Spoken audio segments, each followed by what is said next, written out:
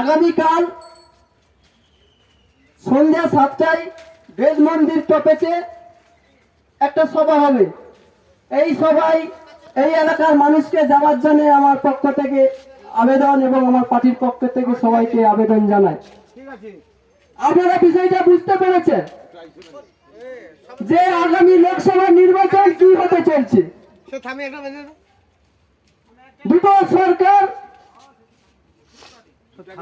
দুটো সরকার কি করছে, একটা কেন্দ্রের সরকার বিজেপি আর একটা রাজ্যের সরকার তৃণমূল কংগ্রেস।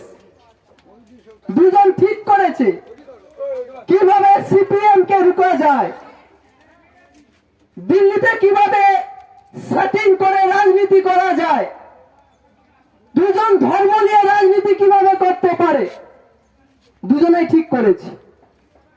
আপনাদেরকে বলি, এই এলাকার মানুষ, দুটো দল, আমাদের প্রত্যেক দলের প্রার্থী আছে। তৃণমূল কংগ্রেসের প্রার্থী আছে, আপনাদেরকে বলবেন ভোট দেওয়ার কথা। বিজেপির প্রার্থী আছে, আপনাদেরকে বলবে ভোট দেওয়ার কথা। আর আমরা সিপিআইএম এর প্রার্থীর পক্ষ থেকেও আপনাদেরকে ভোট দেওয়ার কথা বলছি। কিন্তু আপনারা ভোটটা কিভাবে দেবেন? আপনাদের তো ভোট, আমরা আবেদন করব ভোট দেওয়ার কথা, কিন্তু তিনটে দলের প্রার্থীকে আপনারা ভোট দেবেন। কাকে ভোট দেবেন আপনারা ভাববেন না?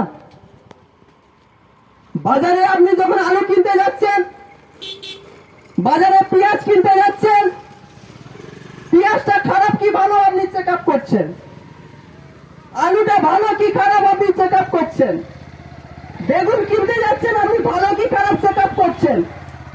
কিন্তু আপনি ভোট যে দেবেন, আপনার মূল্যবান ভোট আপনি চিন্তা করবেন না?